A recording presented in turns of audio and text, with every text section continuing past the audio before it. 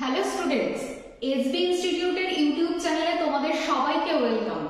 আমি সুদেশনা বিশ্বাস। আজকে এসবি ইনস্টিটিউটের পক্ষ থেকে একটা ভ্যাকান্সি রিলেটেড ভিডিও নিয়ে এসেছি। যারা যারা এসবি ইনস্টিটিউটের ভিডিও প্রথমবার দেখছো তারা অবশ্যই চ্যানেলটিকে সাবস্ক্রাইব করো, লাইক করো, ভিডিওটি প্রচুর শেয়ার করো, যাতে তোমাদের মতো আরো প্রচুর ছেলেমেয়েরা বা ছাত্রছাত্রীদের কাছে এই ভ্যাকান্সি বা শূন্যপদ রিলেটেড তথ্য দ্রুত পৌঁছে যায়। আর তার সাথে সবাই মিলে একসাথে প্রিপারেশন করলে কম্পিটিশনটাও বাড়ে অবশ্যই, আর পড়ার আগ্রহ এবং ইচ্ছা এটাও কিন্তু অনেকটাই ইনক্রিজ হয়। সেই জন্য তোমরা অবশ্যই শেয়ার করো ভিডিওটি, ভালো লাগলে লাইক, শেয়ার, কমেন্ট করো। দেখো, আজকে ভ্যাকান্সি রিলেটেড একটা গুরুত্বপূর্ণ নিউজ নিয়ে চলে এসেছি। অনেকদিন ধরেই আমরা অপেক্ষা করছিলাম কলকাতা পুলিশের ভ্যাকান্সি নিয়ে। আজকে দেখো, যে ভিডিওটি নিয়ে এসেছি সেখানে কলকাতা পুলিশের কনস্টেবল পদে ভ্যাকান্সি রিলেটেড ভিডিও আজকে আমরা করতে চলেছি বা আলোচনা করব আজকে এই ভিডিওর মাধ্যমে, যে কিভাবে এই ফর্মটা তোমরা ফিল আপ করবে, কত তারিখ থেকে করবে এবং তোমাদের যোগ্যতা কি লাগবে, তাছাড়াও কি কি পরীক্ষা হবে আর সিলেবাসেই বা কি আছে, সেই সমস্ত কিছু আজকে আমরা এই ভিডিওর মাধ্যমে আলোচনা করতে চলেছি। তাহলে ভিডিওটি স্কিপ না করে একদম শেষ পর্যন্ত প্রত্যেকে দেখো এবং মন দিয়ে পড়াশোনা এবং প্রস্তুতি শুরু করে দাও, যাতে এই কলকাতা পুলিশের কনস্টেবল পদে একটা নাম অন্ততপক্ষে তোমাদের অবশ্যই থাকে। দেখো, আজকে যেটা নিয়ে আমরা আলোচনা করছি সেটা হচ্ছে West Bengal police recruitment board থেকে একটা নোটিফিকেশন আউট হয়েছে 27শে ফেব্রুয়ারি। সেই নোটিফিকেশনটিতে কিসের কথা বলা হয়েছে সেটা আগে আমরা দেখে নেব।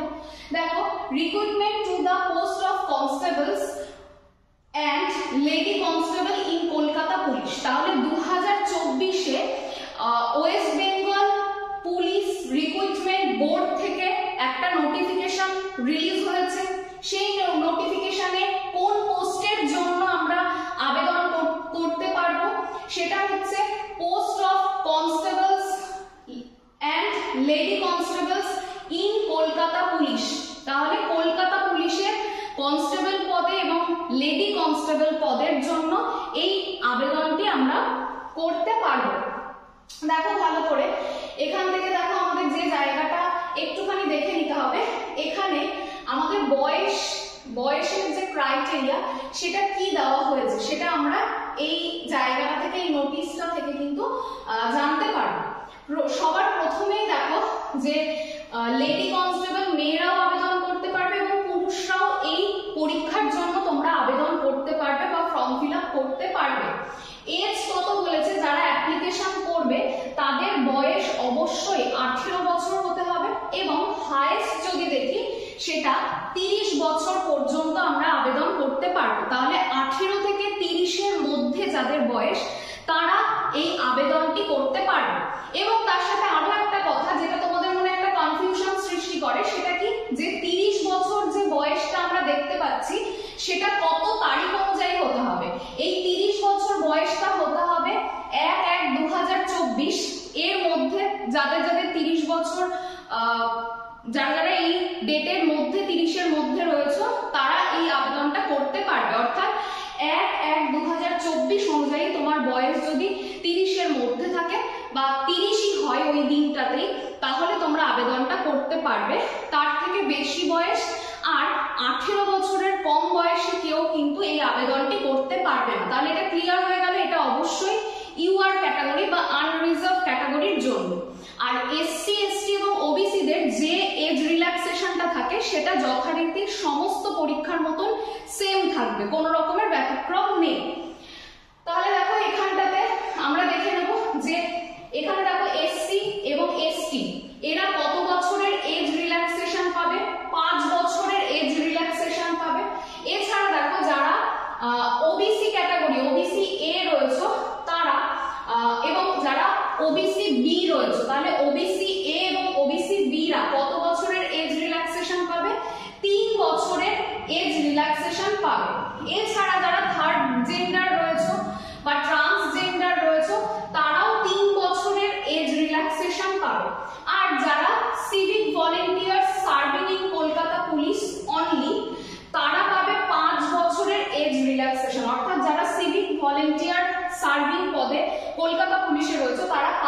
বছরের এজ রিল্যাক্সেশন পাবে। তাহলে এখান থেকে আমরা বুঝে গেলাম যে আমার বয়স বা তোমাদের বয়স যদি 18 থেকে 30-এর মধ্যে হয়, যদি তোমরা জেনারেল হও তাহলে অবশ্যই ফর্মটি ফিল আপ করতে পারবে। যদি তুমি ওবিসি এ বা ওবিসি বি হও তাহলে তুমি 33 বছর বয়স পর্যন্ত ফর্ম ফিল আপ করতে পারবে। আর যদি তুমি এসসি অথবা এসটি হও কিংবা সিভিক ভলেন্টিয়ার হও অবশ্যই কলকাতা পুলিশের, তাহলে তুমি 35 বছর পর্যন্ত অর্থাৎ 18 থেকে 35 বছর পর্যন্ত তোমরা ফর্ম ফিল আপটি করতে পারবে। এরপরে দেখে নেব যে কি বলেছে, যে জায়গাটা আমাদেরকে দেখতে হবে সেটা হচ্ছে পরের পার্টে আমরা দেখব এজের পরে এডুকেশন কোয়ালিফিকেশন নিয়ে এখানে কিছু আলোচনা করা রয়েছে। এডুকেশন কোয়ালিফিকেশনের মধ্যে আমাদেরকে কি মাথায় রাখতে হবে, যে মাধ্যমিক এক্সামিনেশন মানে মাধ্যমিক পাস হতে হবে West Bengal board of secondary education or its equivalent. তাহলে পশ্চিমবঙ্গ সরকারের কোনো বোর্ড বা তার সমতুল্য কোনো বোর্ড থেকে তোমাদেরকে অবশ্যই মাধ্যমিক পাস যোগ্যতা থাকতে হবে, তাহলেই তোমরা এই আবেদনটি করতে পারবে। এবার কারণ মাধ্যমিকের পরে এইচএস পাস, অনার্স কমপ্লিট হয়ে গেছে বা গ্রাজুয়েশন কমপ্লিট হয়ে গেছে তারাও অবশ্যই পারবে। তাহলে ন্যূনতম যে যোগ্যতা দরকার সেটা অবশ্যই কি মাধ্যমিক পাস যোগ্যতা আমাদের এটা করার জন্য প্রয়োজন। তাহলে দেখো আরো একটা কথা, ল্যাঙ্গুয়েজ নিয়ে কি বলা রয়েছে, এই অ্যাপ্লিকেশন তারাই করতে পারবে যারা স্পিক মানে বলতে পারা, read and right Bengali language. তাহলে যারা বলতে পারছো বাংলা ল্যাঙ্গুয়েজে, লিখতে পারো এবং পড়তে পারো বাংলা ল্যাঙ্গুয়েজ, শুধুমাত্র তারা এই ফর্মটি ফিল আপ করতে পারবে। এই জায়গাটা অবশ্যই তোমাদেরকে কিন্তু মাথায় রাখতে হবে। যারা বাংলা লিখতে পড়তে বা বলতে পারো না তারা কিন্তু এটার জন্য এলিজিবল নয়, এখানে কিন্তু এটার উপর জোর দেওয়া হয়েছে। এরপরে দেখো যে বিষয়টা আমাদেরকে দেখতে হবে সেটা হচ্ছে কত তারিখ থেকে আমরা ফর্ম ফিল আপটা করতে পারবো, এবং সেই ফর্ম ফিল আপের তারিখটা আমাদেরকে ভালো করে দেখতে হবে। সেটা হচ্ছে আমরা 1 তারিখ থেকে, মার্চের 1 তারিখ থেকে আমরা ফর্ম ফিল আপটা অনলাইনে করতে পারবো।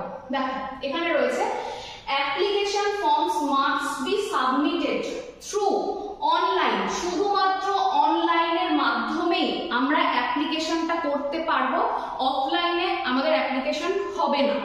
কত তারিখ থেকে অ্যাপ্লিকেশন করতে পারবো, দেখো 1-3-2024 অর্থাৎ 1 মার্চ 2024 থেকে আমরা 29-3-2024 অর্থাৎ 29শে মার্চ 2024 এই 29টা দিন আমরা ফর্ম ফিল আপটা করতে পারবো। সেই জন্য অপেক্ষা না করে ধীরে ধীরে প্রত্যেকটা ডকুমেন্টস ভালোভাবে রেডি করে দেখে রিড আউট করে সুন্দরভাবে ফর্ম ফিল আপ করবে, যাতে কোনো রকমের ভুল হওয়ার সম্ভাবনা ফর্মের মধ্যে না থাকে। সেইভাবে তোমরা ফর্ম ফিল আপটা অবশ্যই করবে, দেখে করবে প্রত্যেকটা জায়গায়, কোনো যেন ভুল না থাকে। এইটা বলা রয়েছে। অবশ্যই ফর্ম ফিল আপের পর যদি কোনো ভুল থাকে সেটার জন্য কারেকশন উইন্ডো তো ওপেন হবে, সেটাও তোমরা দেখে নেবে যে কারেকশন যাতে না করতে হয় সেইভাবেই তোমরা চেষ্টা করবে যেন ফর্ম ফিল আপটা করবে। এবার দেখি আমরা যেখানে কি কি রয়েছে, মানে কোন কোন বিষয় আমরা এই জায়গাটাতে আমাদেরকে পড়তে হচ্ছে বা দেখতে হচ্ছে। সবার আগে দেখো কিছু চ্যানেলে বা কোথাও কোথাও আমরা জানতে পেরেছিলাম যে একটাই বোধহয় পরীক্ষা হবে এবং সেই পরীক্ষার মাধ্যমেই আমরা এবং তার সাথে একটু ফিজিক্যাল এফিসিয়েন্সি টেস্ট হবে, তার ফলেই আমরা কিন্তু অ্যাপ্লিকেবল হয়ে যাব, মানে চাকরি করতে পারবো। কিন্তু দেখো আগে যেরকম ভাবে চলছিল, আগের যে প্যাটার্নটা চলছিল সেম প্যাটার্নে কিন্তু আমাদের পরীক্ষা হতে চলেছে। সুতরাং একদমই এটা ভাবার কোনো কারণ নেই যে সেম প্যাটার্নটা চেঞ্জ হয়ে যাচ্ছে বা এবার আমরা কিভাবে পরীক্ষা দেবো, এগুলো নিয়ে একদম মাথা ঘামাবে না। যেভাবে প্রস্তুতি তোমরা আগে যারা নিচ্ছিলে তারা সেভাবেই নাও। আর অবশ্যই পড়ার জায়গাটাকে আমাদেরকে আরো বেটার করতে হবে, কারণ আজকালকার কোশ্চেন গুলো কিন্তু যথেষ্ট কনসেপচুয়াল প্রশ্ন এবং ভালো করে না পড়া থাকলে কেউ এগুলোর উত্তর সঠিক করতে পারবে না, তার ফলে নেগেটিভ মার্ক খাওয়ার একটা একটা সম্ভাবনা বা নেগেটিভ মার্কিং এর একটা সম্ভাবনা কিন্তু থেকেই যাবে। তাহলে দেখো এখানে আমাদের যে জায়গাগুলো খেয়াল রাখতে হবে যে টোটাল আমরা এই যে বারবার শুনছি ভ্যাকান্সি ভ্যাকান্সি, তাহলে টোটাল ভ্যাকান্সিটা কত বেরোবে? মেল ক্যান্ডিডেট হও তাহলে 3464টা ভ্যাকান্সি রয়েছে, আর তুমি যদি লেডি কনস্টেবলের জন্য বা ফিমেল ক্যান্ডিডেট হও তাহলে 270টা ভ্যাকান্সি রয়েছে। তাহলে এটা মাথায় রাখবে, ভ্যাকান্সিটা কিন্তু খুব একটা কম তা নয়, যথেষ্টই ভালো ভ্যাকান্সি বেরিয়েছে। 3464টা মেল ক্যান্ডিডেটদের জন্য কনস্টেবলের পদে, আর লেডি কনস্টেবলের জন্য 270টা পদে তোমরা ফর্ম ফিল আপ করতে পারবে। তাহলে এটাও কিন্তু অবশ্যই তোমরা মাথায় রাখবে যে টোটাল ভ্যাকান্সিটা কত সেটা এখানে জানিয়ে দেওয়া হলো। এইবার দেখো যেটা কিছু জায়গা তোমাদেরকে দেখতে হবে সেটা হচ্ছে এলিজিবিলিটি, এডুকেশনাল কোয়ালিফিকেশন, ল্যাঙ্গুয়েজ, এগুলো নিয়ে তো আমি অবশ্যই আলোচনা করেইছি। তার সাথে দেখো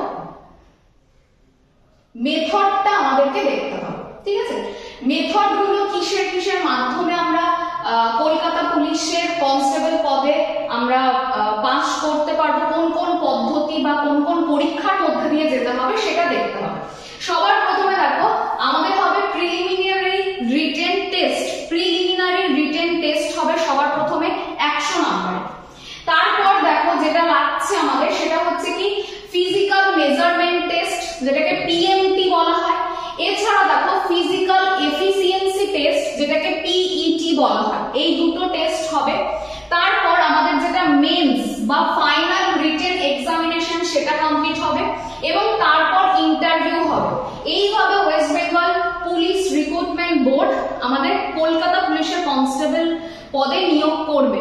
তাহলে দেখে নাও, সবার প্রথমে 100 নাম্বারের প্রিলিমিনারি এক্সাম হচ্ছে, তারপরে যেরকম পিএমটি এবং পিইটি থাকে সেটা হবে, তারপরে মেন্স এক্সাম হবে 85 মার্কসের, তারপরে 15 মার্কসের ইন্টারভিউ হবে। তাহলে দেখো প্রথমে প্রিলিমিনারি রিটেন এক্সাম, যেটার মার্কস কত রয়েছে, যেটার মার্কস রয়েছে 100, এবং প্রত্যেকটা কোশ্চেনের জন্য 1 নাম্বার করে থাকছে এখানে। এবং তার সাথে দেখো কি কি সাবজেক্ট থাকছে প্রিলিমিনারি এক্সামে। প্রথমে রয়েছে general awareness and general knowledge, যেটাতে থাকছে 40 মার্কস, সবথেকে বেশি নাম্বার জেনারেল অ্যাওয়ারনেস এবং জেনারেল নলেজে থাকছে। সেকেন্ড দেখো এলিমেন্টারি ম্যাথমেটিক্স, যেটা মাধ্যমিক স্ট্যান্ডার্ডের ম্যাথমেটিক্স, সেটা থাকছে 30 নাম্বারে। রিজনিং থাকছে, যেটাও থাকছে কিন্তু 30 নাম্বারে। তাহলে এখান থেকে দেখে নাও টোটাল 100 নাম্বারে এই তিনটে সাবজেক্টের উপর তোমাদের প্রিলিমিনারি রিটেন টেস্ট হবে। তারপর দেখো প্রিলিমিনারি রিটেন টেস্ট পাস করার পর ফিজিক্যাল মেজারমেন্ট টেস্ট, যেটা হয় হাইট এবং ওয়েটের যে মেজারমেন্ট গুলো, সেগুলো কিন্তু মানে চেস্ট এগুলো দেখা হয়, সেই টেস্ট গুলো যথারীতি হবে। আর তার সাথে দেখো তারপরেই রয়েছে পিইটি, ফিজিক্যাল এফিসিয়েন্সি টেস্ট। এখানেও কিন্তু তোমাদের দেখে নিতে হবে যে কার কতটা এফিসিয়েন্সি টেস্ট থাকবে। সেটা হচ্ছে যারা দেখো ক্যান্ডিডেট তাদের পিইটি তে কি কি থাকছে, মেল ক্যান্ডিডেটদের 100 মিটার দৌড় থাকছে, টাইমিং কত 6.5 মিনিট, 6 মিনিট 30 সেকেন্ড। ফিমেল ক্যান্ডিডেটদের 800 মিটার রান থাকছে, এবং সেটা থাকছে 4 মিনিটের মধ্যে। আর যারা থার্ড জেন্ডার রয়েছে তাদেরও 800 মিটার রান থাকছে, এবং এখানে 3 মিনিট 30 সেকেন্ড থাকছে তোমাদের সময়। তাহলে এই তিনটে ক্রাইটেরিয়া তোমরা দেখে নেবে। আর এই জায়গাটা অবশ্যই এক্স সার্ভিসম্যানদের জন্য, যারা তোমরা ফ্রেশার্স রয়েছে তারা মেল ফিমেল যে যেটা থার্ড জেন্ডার তারা কিন্তু তাদের দেখে নেবে যে টাইমিং কত এবং তোমাদের কত মিটার দৌড়ে পাস করতে হবে। তারপর দেখো এই জায়গাটা হওয়ার পরেই ফাইনাল রিটেন এক্সাম হবে। আর ফাইনাল রিটেন এক্সামটা কত নাম্বারে হবে? ফাইনাল রিটেন এক্সাম হবে 85 মার্কসে।